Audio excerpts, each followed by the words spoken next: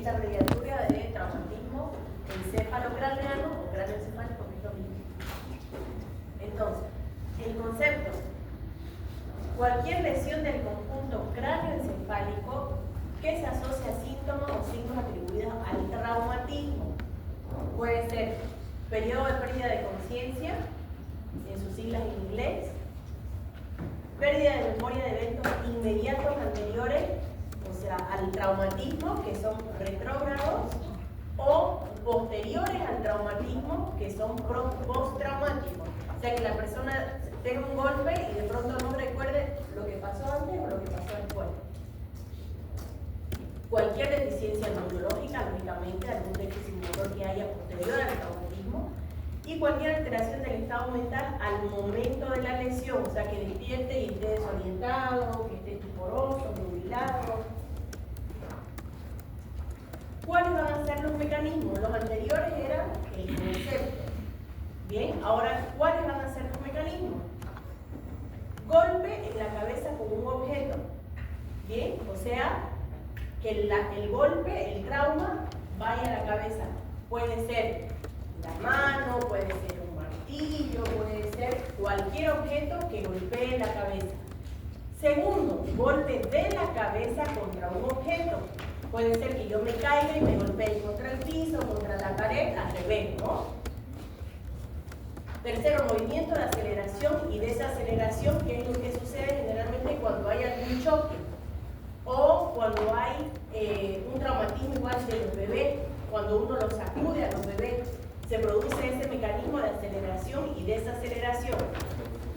Penetración al cerebro de un cuerpo extraño, puede ser un cuchillo, puede ser un fierro, puede ser cualquier arma blanca, ¿no? Incluso puede ser también una bala, pero habría que ver, depende del tipo de proyectil, si va a funcionar como estallido o explosión o como un cuerpo extraño. Fuerzas generadas por eventos como estallido también se refiere, por ejemplo, si hay alguna explosión, y eso lógicamente puede producir también un trauma, no solamente en todo el cuerpo, sino también a nivel cerebral. Epidemiología, problemas sanitarios de primer orden con enormes costos y pérdidas de productividad poblacional. Uno, ¿por qué? Por la baja que repercute el no asistir al trabajo por el traumatismo, y también por la discapacidad que puede llegar a generar un traumatismo encefalocraneano. Mayor en hombres que en mujeres. En países desarrollados como Estados Unidos y Europa constituye la primera causa de muerte y discapacidad por debajo de los 45 años, porque generalmente son por accidentes de tránsito. Es lo que estábamos diciendo. Los accidentes de tráfico son la causa más frecuente, especialmente asociada al consumo de alcohol, que eso vemos muchísimo acá, ¿no? No solamente se daña el que maneja, sino también el entorno. A veces más bien el que maneja es el que menos se daña. Y los más damnificados son las personas o que atropellan o los que están alrededor sentados, y peor si están sin cinturón de seguridad. En adultos mayores, la caída supone la primera causa. Con frecuencia en este grupo se asocia a cuando las personas están tomando anticoagulantes o antiagregantes plaquetarios, que el golpe les va a producir un sangrado, ¿no? Entonces, la anterior dijimos que eran menores de 45, que es más correcto. En cambio, en los mayores es más asociado a caídas. Ahora, en cuanto a fisiología, tenemos el daño primario, que es uno de los 4 mecanismos que dijimos que producía el trauma: golpe, estallido o penetración, ¿no? Entonces, la lesión primaria es el traumatismo, que puede producir fracturas, contusiones, laceraciones cerebrales o lesión difusa, que es el daño difuso a nivel del cerebro.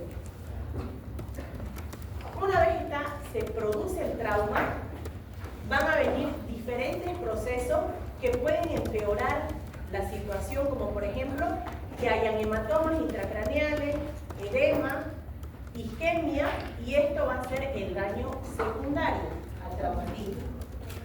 Y por último, el daño terciario ya va a ser derivado de toda la cadena de radicales libres, de liberación de todo el proceso inflamatorio en el encéfalo, que va a estar lógicamente después del primario y del secundario, ¿no?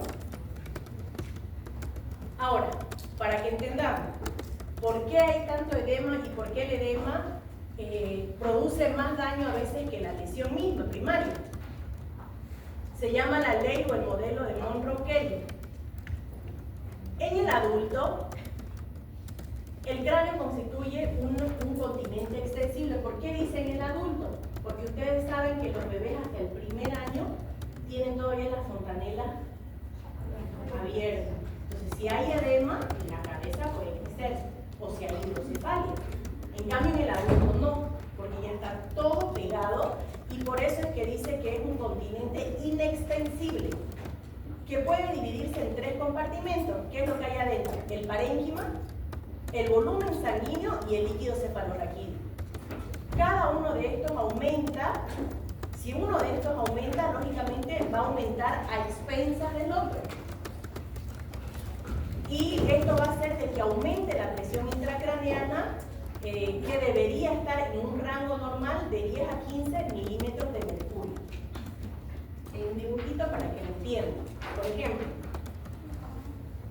esto es lo normal. El cerebro ocupa un 80% de la cavidad craneal. Pueden haber personas que menos, pero lo normal es un 80%. La sangre, un 10%, que es la que circula tanto por arterias como por venas.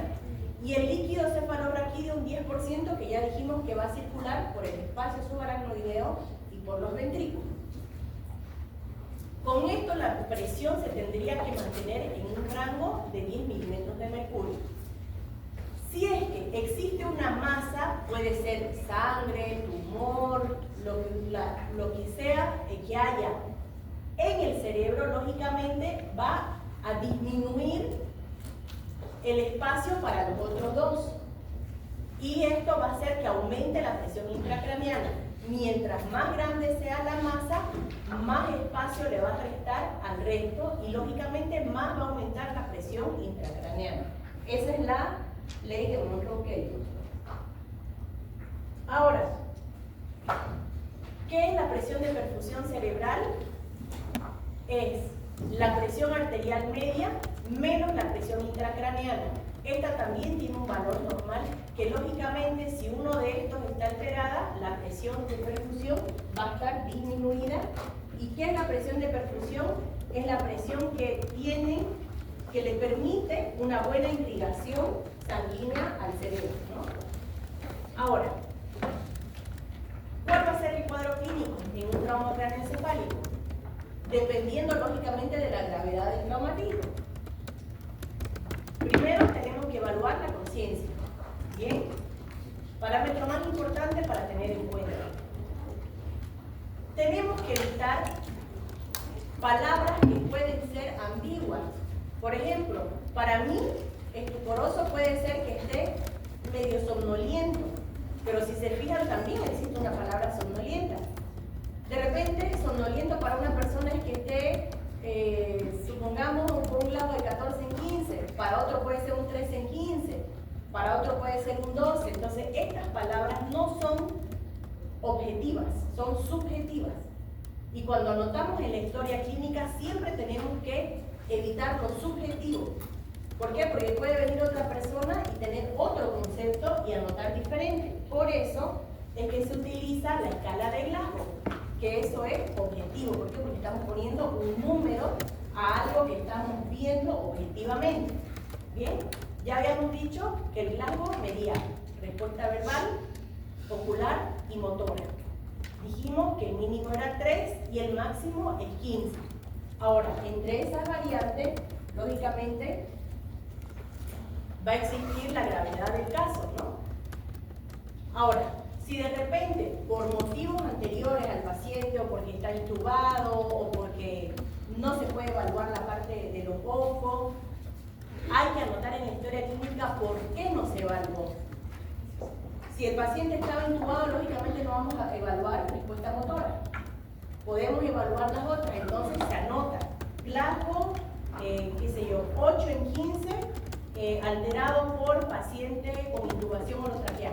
O sea, hay que poner por qué está alterado el Glasgow en el momento que ustedes revisaron. Entonces, el desglose de qué significa cada número. ¿Por qué? Porque cada número significa lesión en algún lugar. Por ejemplo, el último es extensión. El menor de la parte motora es extensión de los brazos.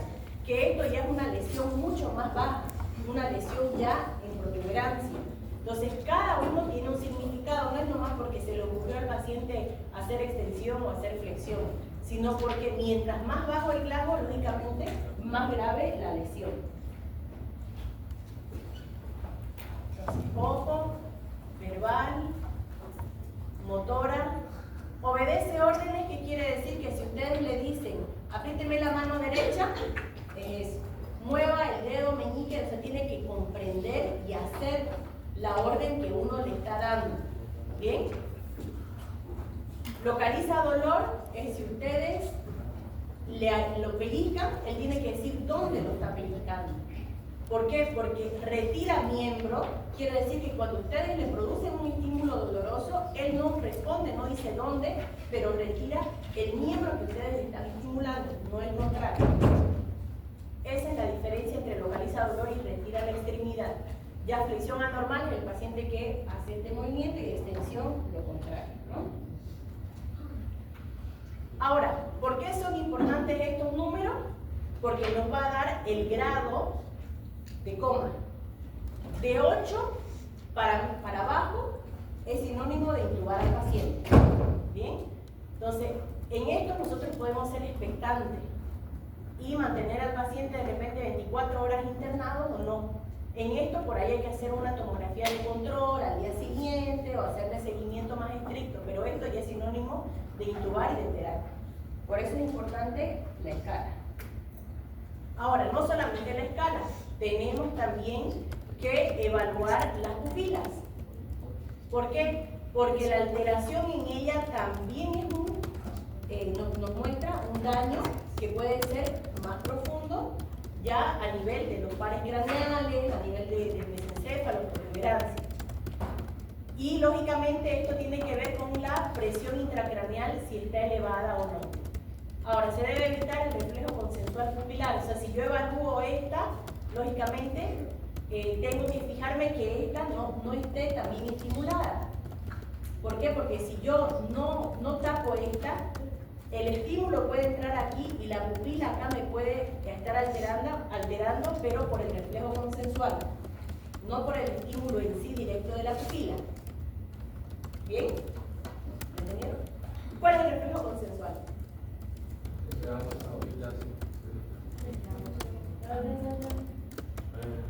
A ver, otra vez.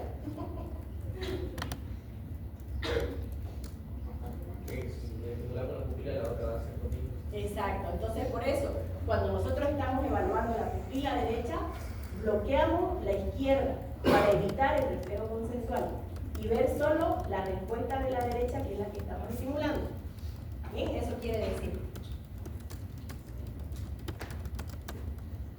Lógicamente, no está bien que haya ni miosis ni midriasis y tampoco anisocoria. ¿Qué es anisocoria? Cuando están desiguales, ¿no? Entonces, tenemos que mirar, y si están midriáticas, igual si hay respuesta al reflejo de la luz. ¿Por qué? Porque una midriasis bilateral arreactiva, o sea que no reacciona a la luz, puede señalar afección troncoencefálica grave, que es lo que sucede, por ejemplo, cuando hay muerte cerebral, las pupilas están más reactivas, o cuando el paciente está fallecido. Las pupilas están midriáticas y no responden a la luz. Entonces, más de peor pronóstico. Y una miosis bilateral puede mostrar que hay lesión a protuberancia, un poquito más arriba, ¿no? Ahora, ¿qué es el reflejo corneal? ¿Por qué? Porque muchas veces ustedes van a escuchar, sobre todo cuando se hace evaluación de los pacientes que están muy graves, para ver si hay muerte cerebral o no el reflejo corneal. ¿Qué es el reflejo corneal? Entonces es el movimiento involuntario provocado por la estimulación de la córnea. ¿Bien? Esto ocurre en una velocidad de 0,1. O sea, imagínense ustedes, cuando se nos entra una pestaña, automáticamente uno cierra el ojo, lo siente o se centra a tierra. Lo mismo si a alguien le están tocando con algún algodón o con algo para medir el reflejo corneal, lógicamente uno en defensa cierra el ojo, ¿no?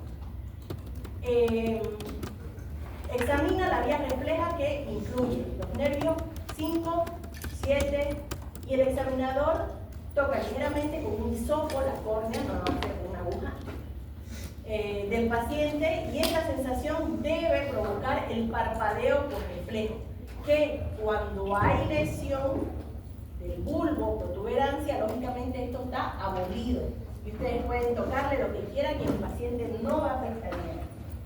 Y peor todavía si está con una vidriasis, ¿no? Que no responde. Ahora, habíamos hablado, si no me equivoco, si no lo repetimos de nuevo, de que hay signos que nos pueden mostrar que hay lesión de base del cráneo. Habíamos dicho que la base del cráneo es en la fosa anterior y en la parte posterior. Si es en la fosa anterior, ahí, por ejemplo, ¿qué hueso estaría comprometido en esta zona, en la fosa anterior?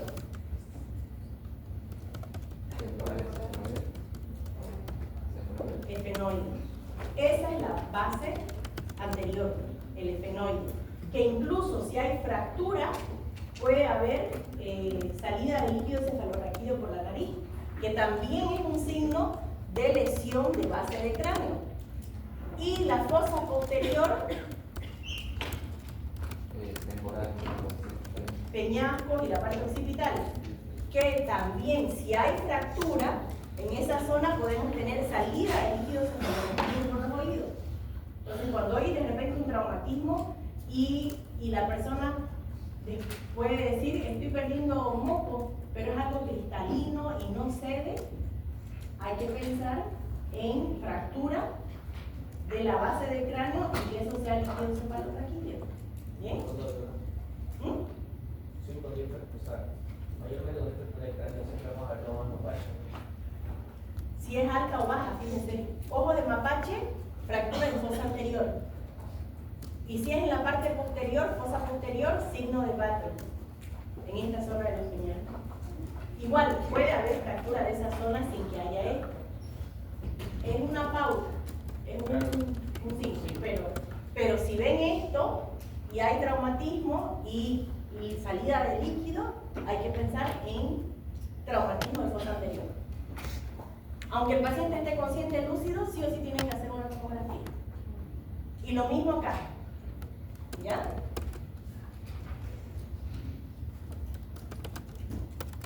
Entonces, el examen neurológico nos permite categorizar la gravedad del traumatismo porque ya hemos visto el Glasgow, ¿no? Cómo se mide. Y depende de esto para que nosotros hagamos nuestro diagnóstico, solicitemos estudios y lógicamente hagamos nuestro tratamiento. Antes se utilizaba más la radiografía, ahora la verdad que no. Uno de plano pide tomografía. Pero antes, que no había tomografía, se pedía radiografía y se podía observar la fractura, que lógicamente la fractura uno asumía que en ese lado había la lesión más el examen físico, ¿no? Pero ahora ya es directo tomografía. A no ser que estén en un centro muy lejano y no tengan tomografía, van a tener que hacer radiografía. Ahora, ¿qué nos permite la tomografía? Lógicamente, ver qué es lo que observar el traumatismo craneoencefálico, si es que hay alguna lesión que vamos a ver, si es subdural, extradural, si es intraparenquimatoso, ver los hematomas, contusiones o laceraciones. Esto, por ejemplo, ¿qué les parece? Un hematoma, ¿no? Ahora, ¿qué más ven aparte de este hematoma?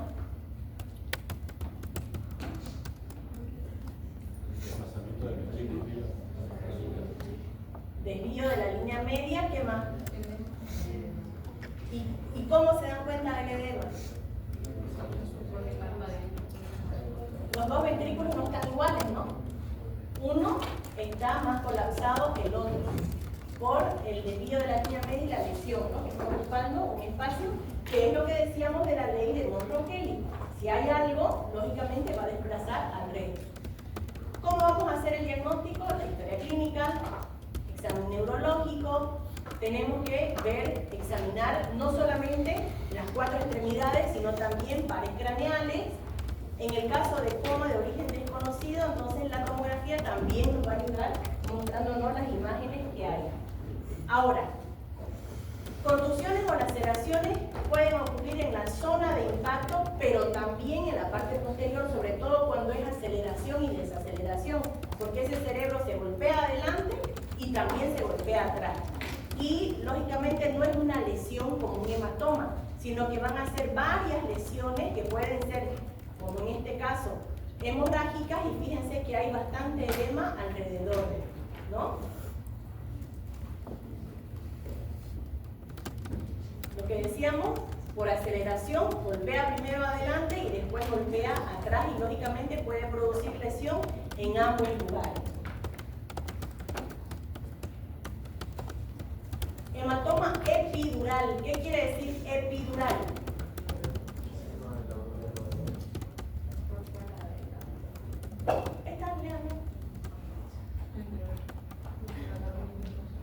Por fuera de la dura madre. Y se dibuja de esta forma, ¿no? Biconvexo, ¿no? Porque tiene aquí su curvita y aquí la del cerebro. Esta es la característica de un hematoma epidural. Yo estas imágenes se las voy a poner en el examen. Hematoma subdural. ¿Qué quiere decir subdural? Debajo de la dura madre y encima de la... Exacto. Y fíjense cómo se ve en media luna, diferente al epidural, es más en media luna. Hay una diferencia entre que ustedes notan el color, porque es sangre que por la ferritina, por el hierro se ve de esta forma, a este de acá, que fíjense, es más hipodenso. ¿Por qué? Porque es crónico. Y el crónico es más frecuente en las personas mayores. Decíamos en la parte de epidemiología, en los adultos mayores la caída es una de las primeras causas de traumatismo. ¿Por qué? Porque el mayor, primero que puede ser que esté antiagregado, segundo, su cerebro está más atrofiado. Por lo tanto, si tiene un hematoma, no le va a causar tanta sintomatología como en un joven que tiene el cerebro bastante desarrollado. Entonces puede manifestarse incluso días después del traumatismo, la alteración de la conciencia, conforme va creciendo el hematoma y va ya desviando la línea media, colapsando el ventrículo, ¿sí? Entonces, no porque lo vean oscuro quiere decir que no es un hematoma. Puede ser un hematoma subdural crónico.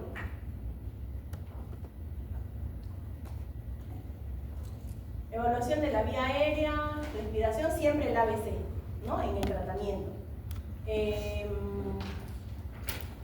Dijimos que las lesiones secundarias van a ser posterior al traumatismo por la repercusión a nivel del cerebro, tanto de la perfusión como también del edema que se produzca, ¿no?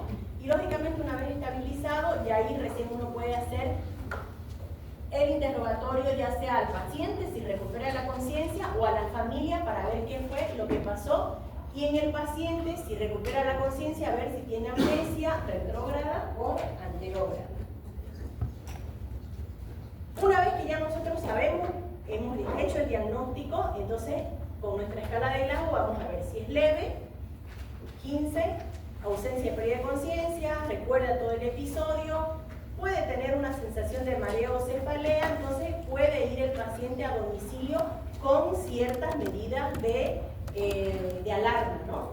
Si pierde la conciencia, si empieza con vómitos explosivos, volver a la emergencia. 13 a 15, leve, realizar una tomografía de cráneo porque pueden haber lesiones en este grupo de pacientes y lógicamente hay que mantenerlo en la emergencia en observación aunque la tomografía esté normal. Moderado, con una escala de Glasgow de 9 a 12. Acá hay que trasladarlo, o sea, hay que internar al paciente. Si su evolución es favorable, se le puede dar de alta al día siguiente. Y ya dijimos que de 8 o menos es internación, terapia intensiva, intubarlo, grave de 5 a 8 y crítico 3 y 4, ¿no?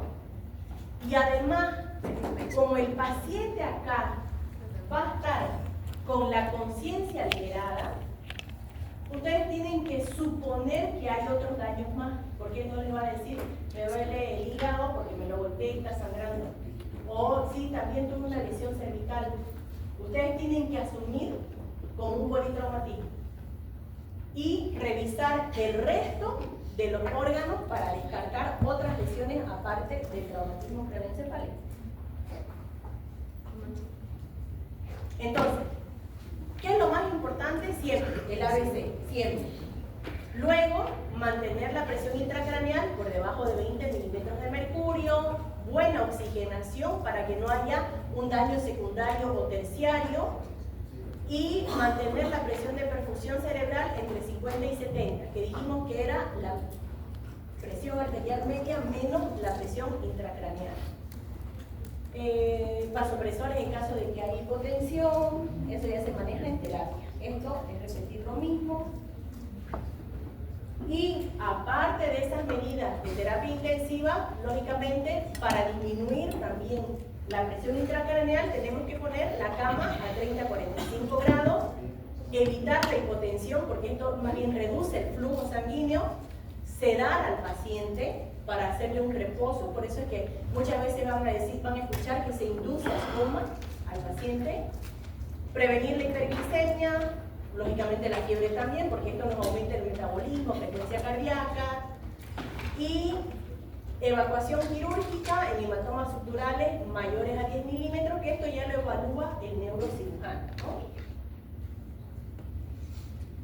Ya dijimos, sedar al paciente, se puede colocar para medir la presión intracraneal drenajes a nivel de líquido cefalorraquídeo, y la oxigenación no hay que ser tampoco muy agresivo porque también la liberación de radicales libres también va a producir un daño terciario, ¿no? ¿Preguntas?